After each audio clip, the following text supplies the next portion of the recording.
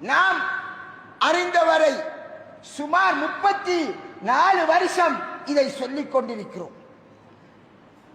இந்த செய்தி போகாத காது கிடையாது, அல்லது பார்க்காத கண்கள் கிடையாது. முன்னால் ஒரு நாள் வரப்போகிறது, பெருநாளுடைய நாள். எங்களுடைய நாட்டில் இன்னும் ஒரு குழப்பம் ஏற்பட போகிறதோ, ஒவ்வொரு வருடமும் அவ்வாறு வந்து போகிறது. திடலில் தொழுவதா, மஸ்ஜிதில் தொழுவதா? தொழுவது இது பெருநாளுடைய நாளுடைய பெருநாள் தொழுகை, இது சுன்னத்தான தொழுகை. அது இமாம் ஜமாத்தாக நிறைவேற்றப்பட வேண்டியது, சந்தேகம் கிடையாது. இதற்காக வேண்டி திடலை நோக்கி செல்வது இது மார்க்கத்துக்காகவா, இல்லை என்றால் மஸ்ஜிதில் இடம் இல்லாததற்காகவா? திடலில் போய் தொழுதால் தொழுகை நிறைவேறுமா இல்லையா? கட்டாயம் நிறைவேறும், நிறைவேறும். ஆனால் திடலுக்கு ஏன் சென்றார்கள் ஸல்லல்லாஹு அலைஹி வஸல்லம்? மதீனாவை பொறுத்தவரை மஸ்ஜிது நபவி, மஸ்ஜித் பனு சாலிம், மஸ்ஜிதுல் குபா, மஸ்ஜிதுல் கிப்லத்தைன், இது போன்ற பல மஸ்ஜிதுகள் நபி ஸல்லல்லாஹு அலைஹி வஸல்லம் காலத்தில் இருந்தது. பெருநாள் தொழுகையை பொறுத்தவரை எல்லோரும் நபி அலைஹிஸ்ஸலாம் அவர்களுடன் வந்து தொழ முயற்சிப்பார்கள். அங்கே குத்பாவுக்காக வேண்டி வருவார்கள். ஸல்லல்லாஹு அலைஹி வஸல்லம் அவர்கள் மஸ்ஜிதினுடைய முற்ற வெளியில், ஹாஃபிஸ் இப்னு ஹஜர் அஸ்கலானி ரஹிமஹுல்லாஹ் அவர்கள் புகாரி ஷரீஃபுடைய விரிவுரையில் இதனை தெளிவாக எழுதுகிறார்கள். மஸ்ஜிதுடைய முற்ற வெளியில் தொழுகை நடத்தினார்கள், குத்பா செய்தார்கள். அது மஸ்ஜிது நபவியுடைய முற்றத்தில் 1500 முழம் நீளமான ஒரு மைதானமாக இருந்தது. இதற்கு அன்றைய நாள் முஸல்லா என்று சொல்லப்படும், தொழுமிடம் என்று பெயர் அதற்கு. அங்கேதான் ஜனாசா தொழுவிக்கப்படும், அங்கேதான் கிரஹண தொழுகைகள் தொழுவிக்கப்படும். அதே இடத்தில்தான் பெருநாள் தொழுகையை தொழுதார்கள். இது மஸ்ஜிதை விட்டும் வெளியே போனது, அது வெளியேதான் தொழ வேண்டும் என்றிருந்திருந்தால், வெளியேதான் தொழ வேண்டும் என்றிருந்திருந்தால் மக்காவில் மஸ்ஜிதுல் ஹராமில் உள்ள அந்த மக்களுக்கு ஏன் ரசூல் ஸல்லல்லாஹு அலைஹி வஸல்லம் மஸ்ஜிதிலிருந்து வெளியே போகுமாறு ஏவவில்லை? மதீனாவுக்கு ஒரு மார்க்கம், மக்காவுக்கு ஒரு மார்க்கம் கொண்டு வந்தார்களா? இந்த கேள்வியை கேட்ட பொழுது சொன்னார்கள், அது கைருல் பிகா என்றார்கள். கைருல் பிகா என்றால் பூமிகளில் மிக சிறந்த பூமி, சந்தேகம் கிடையாது. மஸ்ஜிதுல் ஹராம், அங்கே ஹரம், அது பூமிகளில் மிக சிறந்த பூமி. ஹரத்துடைய எல்லை இருக்கிறது, அது மஸ்ஜிதுல் ஹராமில் இருந்து 2-3 கிலோமீட்டர் தூரம் அளவு ஒவ்வொரு பக்கத்தாலும் சுற்றளவில் பரப்புள்ளதாக இருக்கிறது. இவைகள் அனைத்தும் தான் கைருல் பிகாவாக இருக்கிறது. ரசூல் ஸல்லல்லாஹு அலைஹி வஸல்லம்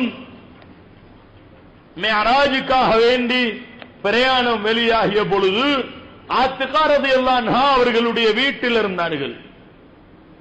ஹஜ்ரத் ஆத்திகா ரலியல்லாஹு அன்ஹா அவர்களுடைய வீட்டிலிருந்து தான் புறப்பட்டார்கள். அது மஸ்ஜிதுல் ஹராமில் இருந்து 1 கிலோமீட்டர் தூரத்தை விட தூரத்தில் இருந்தது. அங்கிருந்து புறப்பட்டார்கள் ரசூல் ஸல்லல்லாஹு அலைஹி வஸல்லம்.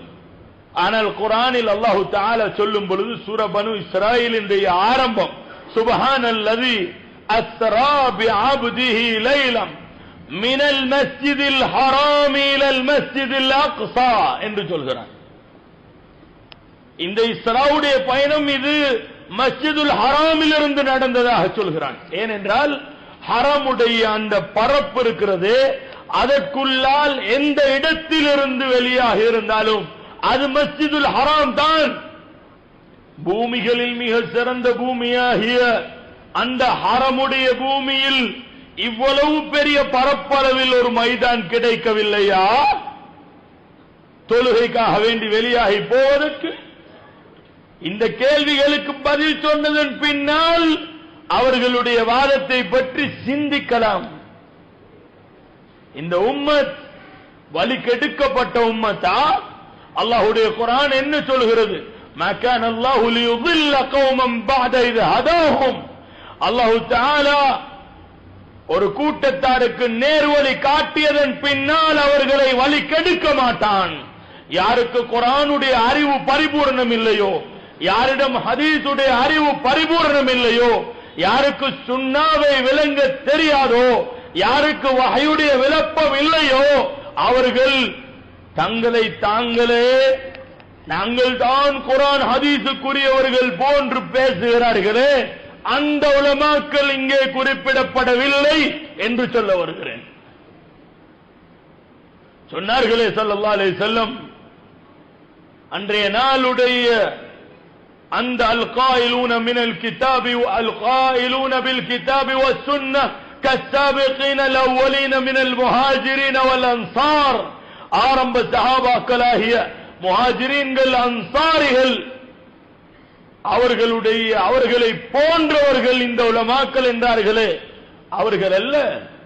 யாரெல்லாம் யூதர்களுடைய குலப்படியை விளங்குகிறார்களோ, அந்த குலப்படியில் உம்மத்தை சீர் செய்ய நினைக்கிறார்களோ, அவர்களை குறித்தார்கள் ஸல்லல்லாஹு அலைஹி வஸல்லம். புகாரியுடைய ஹதீஸிலே ஃபதூபா லில் குரபா வஹும் அல்லதீன யுஸ்லிஹூன மா அஃஸத الناس من بعدي من சுன்னதி.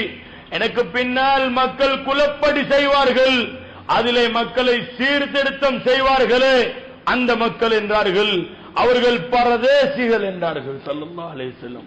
ஒதுக்கப்படுவார்கள், வரவேற்கப்பட மாட்டார்கள், முற்படுத்தப்பட மாட்டார்கள், ஒதுக்குவார்கள், கட்டாயம் ஒதுக்குவார்கள். அன்புரை அல்லாஹ்வின் நல்லடியார்களே, இது இமாம் மஹ்தி அலைஹிஸ்ஸலாம் அவர்கள் வந்ததன் பின்னால் தீர்வு கிடைக்கும் ஒரு காலம். அதுவரை தீர்வு கிடையாது. அதுவரை தீர்வு தக்வாவும் பொறுமையும் மாத்திரம்தான். தக்வாவுடன் வாழ்வது, பொறுமையுடன் வாழ்வது, சதிகளை விளங்குவது, அதிலிருந்து ஒதுங்குவது. சதி என்று நினைத்து நினைத்து விளங்கி விளங்கி அதிலே பின்னி பிசங்குவதல்ல, பின்னி பிசவுவதல்ல, அதனை விட்டு ஒதுங்குவது, அதன் மூலமாக வரும் கஷ்டங்களில் பொறுமை சாதிப்பது.